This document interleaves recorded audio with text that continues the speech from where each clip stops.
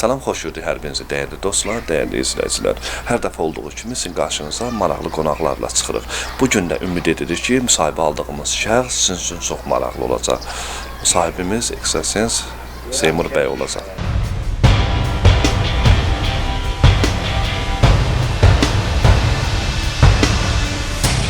Salam, xoş gördük Seymur bəy.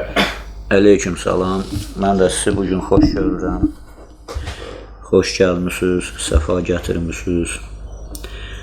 Həmişə siz gələsiniz. Seymur bəy, sizi bir dəfə çəkmişdik, insanlara, izləyicilərimizə sizin videonuz maraqlı gəlmişdi və bizə xahiş etdilər ki, yenidən sizinlə müsahibə alaq. İzləyicilərin xahişinə ilə gəldik bu günlərdə sizinlə müsahibə alaq və onların sizə verəcəyi bir neçə suallar vardır ki, onlardan birini sizə təqdim edim. Yəni, indiki vaxtda ekstrasenslərə, bioenergetiklərə, baxıcılara, müəyyən sahənin adamlarına müraciət edənlər vardır. Və təbii ki, onların səsini, işini bilənlər var, bilməyənlər var. Təbii ki. Bir şəxs, bir insan, bir ekstrasensə müraciət edən zaman necə bilsin ki, bu həqiqətən də bu yaxşı işini bilən adamdır, ya fırıldaqçı deyil. Bunları indiki özünüz də yəni təsdiqləyə bilərsiniz ki, insanları aldadanlar çoxdur. Biz də güman edirik ki, siz onlardan deyilsiniz. Yəni, inanırıq ki, siz onlardan deyilsiniz. İlk insan sizə müraciət edən zaman sizin yaxşı və pis ekstrasens olduğunu necə bilsinlər? Yəni, siz yaxşı olduğunuzu necə sübut edə bilirsiniz? Ancaq işimin nəticələri ilə. Yəni, mən deyə bilmərəm ki, mən güclü ekstrasensəm. Özümü tərifləməyə də yəni, ixtiyarım yoxdur. Bilirsiniz necədir?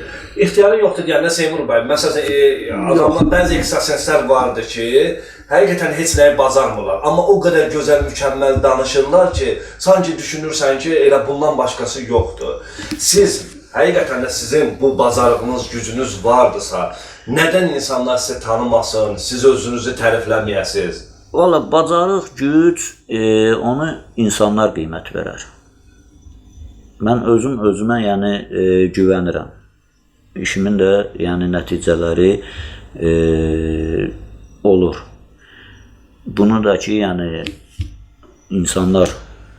insanların deməyi ilə, yəni, belənçinə şey edirəm, mən nəticə çıxardıram. Yəni, demək istəyirsiniz ki, insanlarla sizin qəbulunuz, seansınız olmalıdır ki, siz həqiqətən də... Burada, məsələn, videodan belə çıxır ki, görünüşdən sizi yaxşı tanımaya da bilərlər, tanıya da bilərlər. Bəli, heç kim, məsəl üçün, birdən-birə heç kimə qiymət verə bilməz. Mən belə deyim ki, insana ilk qiymət necə verilir? Onun işindən, əməlindən, bacarığından, işinin nəticələrindən, yəni hələnçinə qiymət verərlər. Həmən tanımadığım insanı mən necə ona qiymət verə bilərəm ki? İnsanlar da hələnçinədir. Bu dəqiqə hal-hazırda siz bilirsiniz yəqinlə, yəni o qədər insanları alladırlar, o qədər yəni məsəl üçün elə bu səbəbdən də biz də yəni insafsızlıq edirlər ki, yəni yaxşını pisdən ayırmaq üçün insanlar bilməlidir ki, mən yaxşı bir ekstrasensə müraciət edirəm. Təbii ki, yəni maraqlansınlar, soruşsunlar, soruq eləsinlər. Ən azından qəbula gəlməlidirlər ki, qəbula gəlib sizinlə görüşməlidirlər ki, bilməlidirlər. Canlı seans başqa bir şeydir. Ən azından qəbula gəlməmişdən öncə o adam haqqında birinci soruşsunlar, araşdırsınlar. Biz bildiyimizə görə, yəni insanlar da müraciət edirlər, biz bir dəfə video çəkmişdik sizdən. Çoxlu insanlar sizə axtardılar, sizin nömrənizi istədilər. Biz də dedik ki, yəni nömrəsi var, özünüzlə danışın. Sonra da bizə razılıqlarını bildirdilər ki, yəni... Baxın, yəni burada belənçinə olmalıdır, başa düşürsünüz. Razılıq olmalıdır ki... Bəli, təbii ki. Bax, sizin qəbulunuza gələn pasientlər var ki, elə sonra negativ enerji ilə gəlirlər, pozitiv enerji ilə gələnlər, bax, hərənin bir cürünə problemlə gəlirlər də. Sizin yanınıza gələn insanlarda, məsəl üçün, negativ enerjili insanlar olur da. Ümumiyyətlə, negativ enerji insana necə təsir edir? Cürbəcür təsir edir. Məsəl üçün, necə? Məsəl üçün, insan əsəbi olur. Səbirsiz olur, hövsələsiz olur. İnsanla ünsiyyət qurmaq üçün, məsəl üçün, biraz özünüzdə də səbir, hövsələ olmalıdır. Sual verirsən, məsəl üçün, sənə sualla cavab verir. Səni çaşdırmaq istəyir, səni yoxlamaq istəyir, özü səni, məsəl üçün, aqressiv hərəkətlər eləyir. Sən bu insanda bunu görürsən ki, yəni, nəsə xoşa gəlməz hallar var. Yəni, müəyyən eləyirsən. Orada sonra prosesin öz üsulları var. İnsanlar deyirlər ki, mənə cadu olunubdur, mənə tilsim olunubdur, mənə nə bilim nə ediblər, qonşu mənə nə etdi, nə bilim filan kəs mənə nə etdi. Belə şeylər ümumiyyətlə cadudur, tilsimdir, varmı həqiqətən? Bunlardan insanlara pislik eləmək olarmı? Ya ümumiyyətlə siz belə insanlara necə kömək edirsiniz? Sizdə o hansı gücdür ki, siz tutaq ki, bir negativ enerjili insan sizə yaxınlaşır, cadulu insan yaxınlaşır, cin musallat olunmuş, əgər elə şeylər vardırsa, musallat olunmuş şəxsə yaxınlaşır. Siz ona necə kömək edirsiniz? Hansı müddətə kömək edə bilirsiniz? Ümumiyyətlə istədim bu mövzu haqqında danışasınız, daha ətraflı. Baxın, cadu mövzusuna, əməl mövzusuna toxunursunuzsa, bunu məsəl üçün inananlar da var, inanmayanlar da var. Gedək, belə deyək də, 1500 il əvvələ. Yəni, bu haqda əgər Quranda surə nazil olubsa, deməli, bu hələ belə Allah Teala tərəfindən bu surə, hələ deyək ki, Nas surəsi, Fələq surəsi, Ayət-ül Kürsi, yəni bunlar hələ belə Peyğəmbərə nazil olmayırdı. Bu da, yəni, çox insanlara bu surələr köməklik eləyib. Cadu olunmuş insan sizə müraciət edirsə, konkret olaraq siz ona hansı müddətə kömək edə bilirsiniz? Baxış keçirilir. Müəyyən olunur. Var ya, yoxdur. Çünki insan var, məsəl üçün, deyir ki, mənə əməl olunubdur, məsəl üçün, filan kəs tərəfindən. Hələ bir şey yoxdur. Sadəcə o insanın özünü pis hiss eləyir. Yəni, məsəl üçün, belə deyim də, üstədə, o həkimə də müraciət eləməlidir. Yəni, demək sizlərə müraciət eləməmişlər. Bəli, təbii ki, tibb bu da hər bir sahədə inkişaf eləyibdir. O, yəni, özünü psixoloqa göstərməlidir, həkimə göstərməlidir, yoxlanılmalıdır. Çünki deyir ki, 10 gündə halım yoxdur, özümü pis hiss eləyirəm. Mənə əməl olunubdur. Baxırıq, heç nə yoxdur. Tərtəmizdir bu insan. Deyirik, get bir həkimə göstərmirsən özü. Gedir həkimə görür ki, təzyiyi yüksəkdir. Ya təzyiyi aşağıdır. Amma bəzən olur ki, elə insanlar da qəbul olunmur. Çünki biz danışıqlarda olur ki, bəzi insan izləyicilər var ki, deyir ki, bizə cadu olunur, mənə bir ekstrasens lazımdır. Deyir, bəlkə siz onu harada yoxlatdırmırsınız, bəlkə yoxdur sizdə. Deyir, yox, mən onu özüm hiss eləyirəm. Hiss eləyirəm. Mən də onu demək istəyirəm ki, yəni, insan özündə onu hiss eləyir. Hiss eləyir. Amma hissiyatlar da qarışıq olur axı, başa düşürsünüz. Hələ insan olur ki, hiss eləmir. Hələ insan olur ki, gəlir, qəbula gəlir, musallatlıdır. Sənlə oturur, hələ söhbət edir ki, deyirsən, bu ali savadlı adamdır. Biraz, məsəl üçün, yoxlanış eləyəndən sonra, görürsən ki, bir üzə verdi özünü. Yenə də, onun əsəblərinin korlanmağında da problem ola bilər. Yenə də ona məsləhət görürük ki, həkimə göstər özünü, psixoloqa göstər özünü.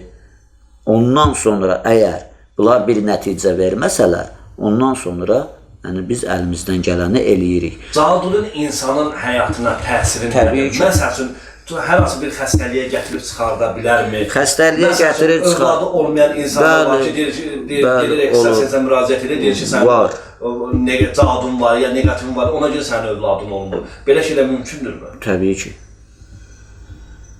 Əlbəttə ki, mümkündür. Yəni, cadu eləməklə insanın övladı olmaya bilər? Ola bilər. Yəni, bunu da ki, çox, yəni, təcrübə eləyib və nəticələrə gəlib çıxırlar. Siz hansı müddətlərində bu işlə fəaliyyət göstərirsiniz? Yəni, insanlar qəbul edirsiniz, danışırsınız, insanlara kömək edirsiniz. Neçə yaşınız var və neçə illər bundan öncə, ya yenidirmi? Yəni izləyicilərimizə istəyir ki, siz daha ətraflı tanıdılar. Yalan deyə bilmərəm, hardasa bir 15 ilə yaxın. Sizin bu sahədə müəlliminiz olubmu? Yoxsa elə Allah tərəfindən verilib bu bilgi? Hər bir sahədə kiminsə müəllimi olur.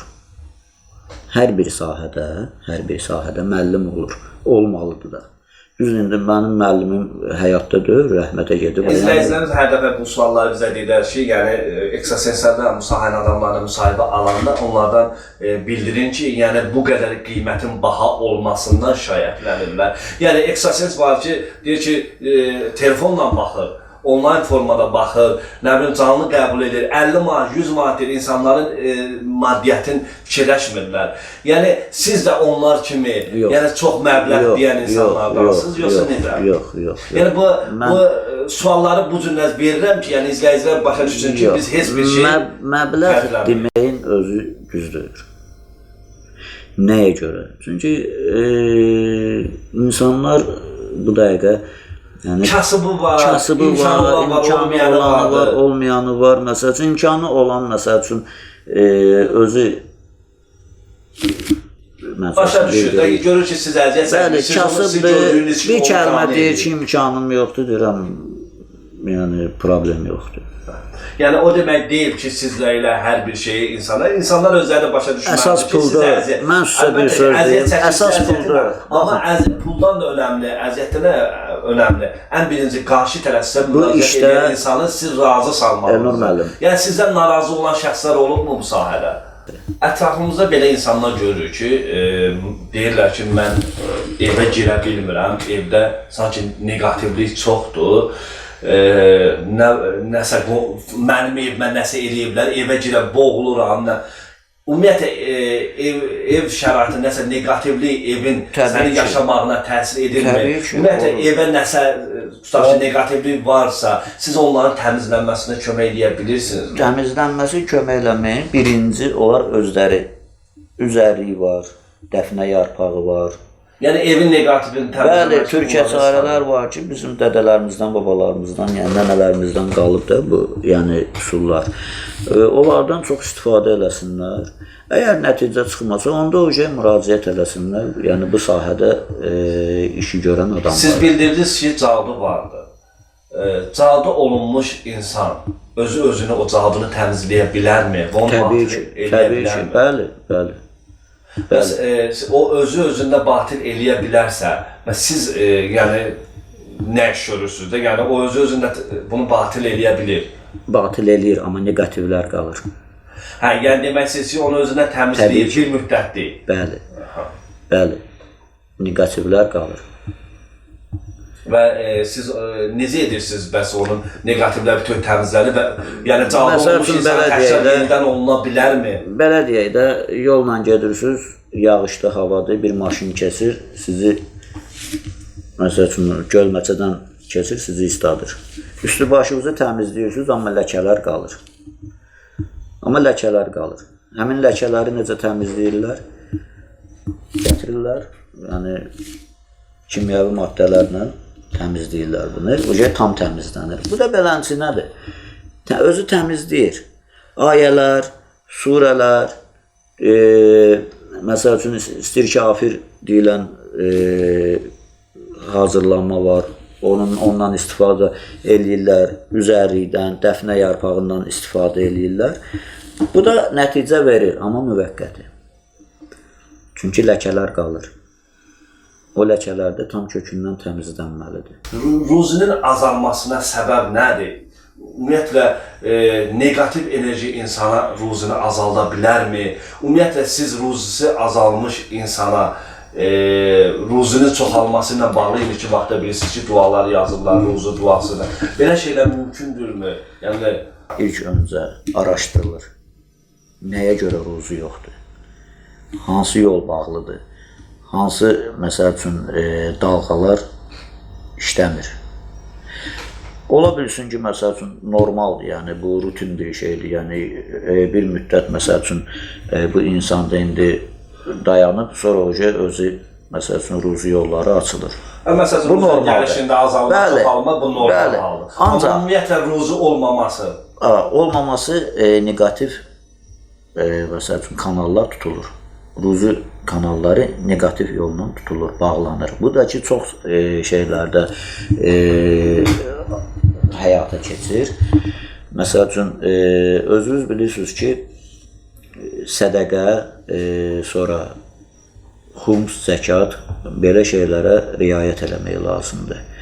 Çox adamlar, məsəl üçün, belə şeylərə riayət eləmirlər.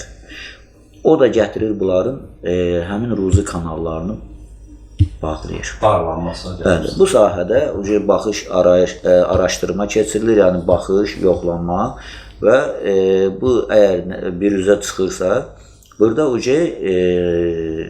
ruzi duası ilə və ya məsəl üçün təmizlənmə, ruzi yollarının təmizlənməsi ilə, yəni bu problem aradan götürülür. Belə bir sual verirəm. Siz deyirsiniz ki, ruzi duası yazılır. Bəli. Düzdürmü? Ruzi duasını adamlar var, yazır boynundan asır, biri gətirib evə qoyur. O ruzi duasını yazdırmaqdansa, sizə o ruzi duasını özü oxusa daha effektli olar, yoxsa ruzi duasını yazıb onun içərisindəki nə olduğunu bilməyib boynunda assamaq yaxşıdır? Belə bir şey deyim də, havas elmində, məsəl üçün, mən yenə dediyim kimi, araşdırma keçirilir. Yəni, onların çox fərqli üsulları var. Elə adam var ki, məsəl üçün, ona yazılmalıdır. Haradasa ən azından 40 gün o dua onun üzərində qalmalıdır. Amma hələ insan var ki, onun üçün sadəcə o oxunmalıdır. Yəni, o oxuduğu müddətdə orada zikirlərdir, məsəl üçün, dualardır. Yəni, bunlar onun ruzi yollarının açılışında köməklik eləyir. Amma, yəni, yenə də dediyim sizə, cürbəcür, yəni, çox orada üsullar var.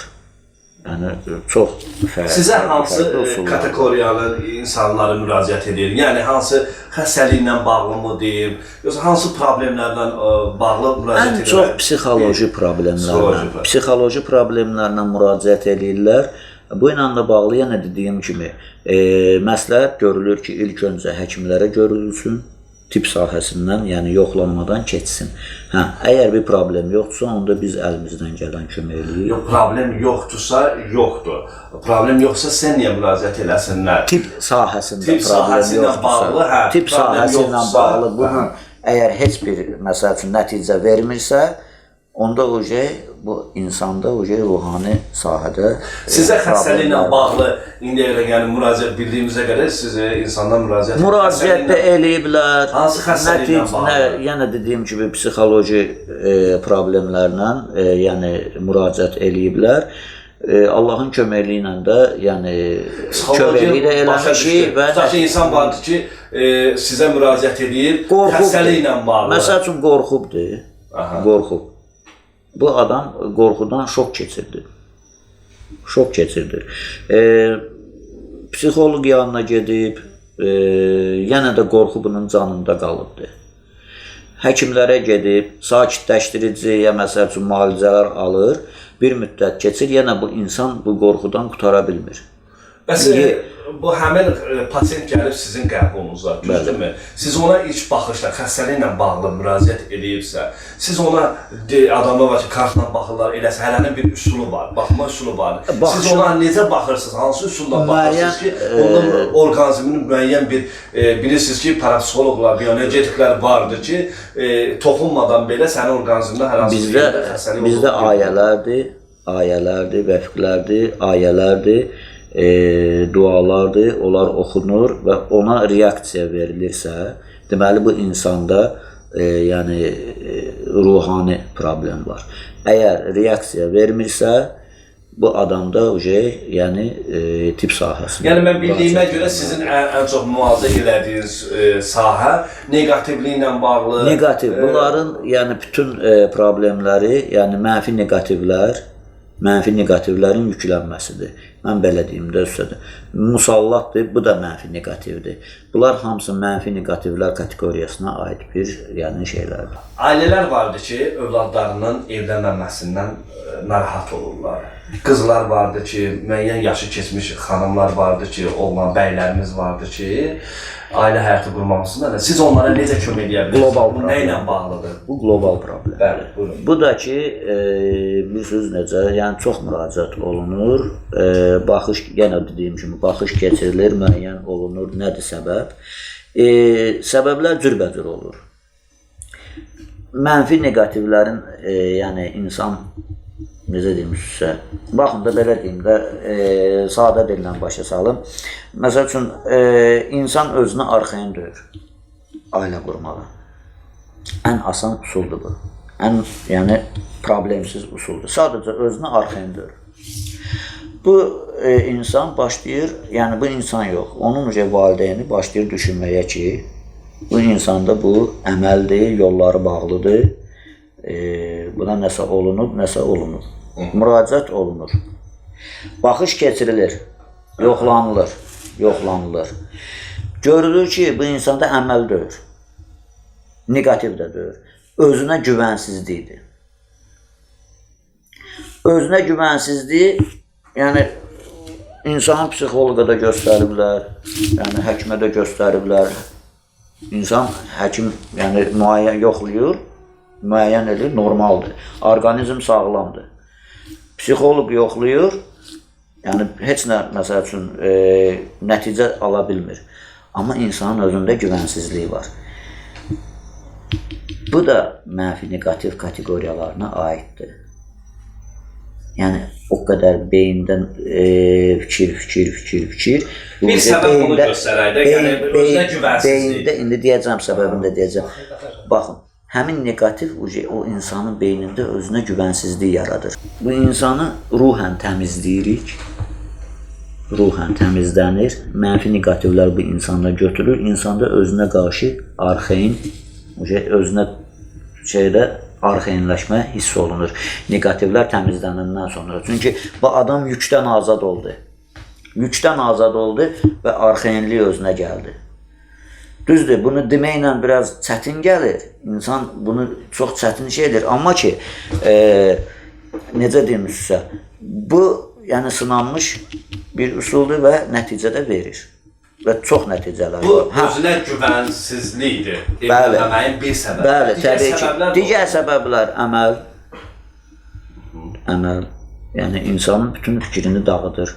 Əməllər də yəni ən çox nəyə nöqtələnir? Fikirlərini dağıtmağa. Yəni bunun da indi öz... Yəni siz onlara kömək edə bilərsiniz, bir xanım olsun, bir bəy olsun ki, ailə həyatı bilmir.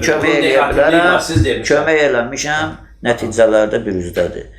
Yəni nəticələr də verib, şükür Allaha, Allahın köməkliyi ilə, yəni həyata da keçibdir. Ailə də qurulubdur, xoşbəxt ailələr də yaranıbdır. Ancaq yenə də bu ailələrə, ya gənclərə məsləhət görərəm ki, yəni bilmədən özlərinə, yəni düzdür, güvənsizlik yaranır. Bunu yoxlamadan, bilmədən gedib, məsəl üçün, duanla, cadu ilə ailə qurmasınlar. Bu, yəni, necə deyim, xoşa gəlməz haldır. Duanla, cadu ilə ailə həyatı qurmaq mümkündürmü? Mümkündür, amma ki, məsləhətlidir. Çünki qısa müddətlidir. Təbii ki, hər birimiz bunu bildirir ki, yəni pis işlərdən uzaq duraq. Təbii ki. Çalışan həmişə yaxşı işlər görəyin, yaxşılıq eləmək gözəldir. Bəli. Sadəcə özlərinə arxain olsunlar, heç nədən qorxmasınlar, ailə həyatını qurmaqdan qorxmasınlar, ürəkli olsunlar, heç bir qorxulu bir şey də yoxdur. Əksinə, yəni çox gözəl bir gələcəkdir bu. Ancaq ki, düzdür. Təəssüf ki, belə hallarda olur ki, burada mənfi negativlər rol oynayır. Bununla da ki, Allahın köməkliyi ilə əlimizdən gələn köməkliyi eləyirik və nəticələrində şükür Allaha görürlər. İzləyicilərimiz bizə bizim videoların şərh bölməsində yazmışdı. Belə bir sual, maraqlı bir sual yazmışdı ki, bizim özümüz üçün də maraqlıdır. Niyə məhz Azərbaycanda ekstrasenslər parapsixoloqlar, bioenergetiklər daha çoxdur. Sual verirlər, niyə bu cin musallatı olunmuş insan, təkcə Azərbaycanda olur, xristianda olmur, xarici ölkələrdə olmur, bu daha çox insanlar bu şeylərə getmirlər. Niyə Azərbaycanda ekstrasensə daha çox müraciət edənlər var? Niyə ki? Yəni, cin musallatı təkcə Azərbaycanda olur mu? Yo. Elə deyil. Xarici ölkələrdə də var. Bəli. Hətta araşdırsınlar, yəni bu sahəyə ezoterika sahəsi deyirlər. Və bunun da yəni təcrübəli, bu sahədə təcrübəli yəni şəxslər var. Təbii ki, araşdırsınlar, onların yəni dokumental yəni çəkilişləri də var, internetdə də var. Yəni xristianlarda da var, katoliklərdə də var, pravoslavlarda da var. Yəni xristian elə katolik, pravoslav elə bu xristian dininə aiddir. İslamda da var. Belə deyim ki, budizmdə də var, şamanizmdə də var. Sadəcə bunun öz elmi adları var. Yəni bunun öz elmi var və bunun da bu sahədə yəni təcrübəli şəxsiyyətlər var. Siz insanlara müraciət edənlər, siz seans edən zaman şamlardan istifadə edirsiniz? Bilirsiniz necə? Hər bir seansın, hər bir işin öz usulu var. Şamlardan da istifadə olunur, sudan da istifadə olunur. Çünki bildiyiniz kimi su kod yaddaşı olan bir mayədir. Suyu. Buxarlardan da istifadə olunur. Ayələrdən də, təbii ki, yəni ayələrdən də, surələrdən də istifadə olunur. Burada ruqyələr də mütləq istifadə olunur. Çünki ruqyələrdə verilən həmin o dalğalar insanlar, yəni mənfi negativlərə, müsbət şeylərə təsir eləyir. Bildiniz ki, yəni şamlardan istifadə edirsiniz. Çünki nəyə görə bu sualı verdim? Digər ekstrasenslər vardır. Xüsusi hazırlanmış şamlardır. Hər bir şamdan istifadə eləmək olmur. Xüsusi hazırlanmış şamlardır. Bəli, təbii ki, bunu da ki, yəni öz müəyyən reseptləri var. Bu da ki, hər işin özünə görə, özünə aid, yəni xüsusi hazırlanmış şam olmalıdır. Mənim özüm üçün də maraqlıdır. Çünki mən bunu gözümlə görmüşəm ki, bir parapsixolog, bir bioenergetik seans edir. Deyir ki, sənin şamlarına seanslar edəcəm. 2 seans olacaq, 5 seans olacaq, bilmirəm. Yəni, o seansları keçəcək. Deyir ki, sənin seansında 4 dənə şamdan istifadə edəcəm. Hər şamın birinin qiyməti 50 manatdan hesablanır. Yəni, bunu şəxsən mən özüm qulağımın şahidiyəm və eşitmişəm də, bunu sözümdə arxasında dururam. Yəni, 50 manata bir şamı 4 dənə şamdan istifadə edəndə 200 manat edir. Hələ bu insana kömək eləmədən 200 manat bu insan şama pulu verdi. Baxmaq üçün, yoxlamaq üçün seans indi neçə seans keçəcək, bunun günü, vaxtı, zamanı gedir, sonra nə bilim yol pulusu var, maşından gələnin benzini vardır, bunu da sonra hesab edəndə böyük bir məbləğ eləyir. Yəni siz də onları, şamları insanlara 150 manatdan deyirsiniz. Yox. Yəni belə, mən özüm də düşünürəm ki... Bilirsiniz necə, mən sizə bir söz deyim. Mən dediyim kimi xüsusi hazırlanmış şamdır, amma ki 50 manat yoxdur. Yəni insanları aldatmaq olmazdır. Mən hər dəfə deyirəm, yəni şamlardan bir ticarət yaratmaq lazım deyil. Yox, mənim özümün hazırladığım şam niyə 50 manat olsun ki? Bunun mumun kilosu 30 manatdır. Niyə 50 manat olmalıdır ki? Bizə son olaraq elə bunu da demək istədim ki, düşünürəm ki, bizim bu videomuzda, müsahibəmizdən insanlar bir nəticə çıxardacaqlar və əgər sizə müraciət edən insanlar olarsa da, düşünürəm ki, sizdən yararlana biləcəklər, yaxşılığa doğru yararlana biləcəklər. Mən belə düşünürəm və son olaraq izləyicilərə nə demək istəyərdiniz? Mənfi işlərdən uzaq olsunlar. Yəni, mənfi negativlərdən, pis əməllərdən, əsas pis əməllərdir. İnsanların mənfi negativliklərin, yəni səbəbləri əsas pis əməllərdir. Yalandır, böhtandır, oğurluqdur, haramdır. Bunlardan uzaq olsunlar. Ancaq düz və düz olsunlar. Həyatlarında da, sözlərində də, əməllərində də. Sağ olun Seymur bəy, dəyərli fikirlərinizə görə, dəyərli vaxtınızı ayırdınız, izləyicilərimizə maraqlı suallarımıza cavablandınız. Sağ olun, təşəkkür edirik. Sağ olun.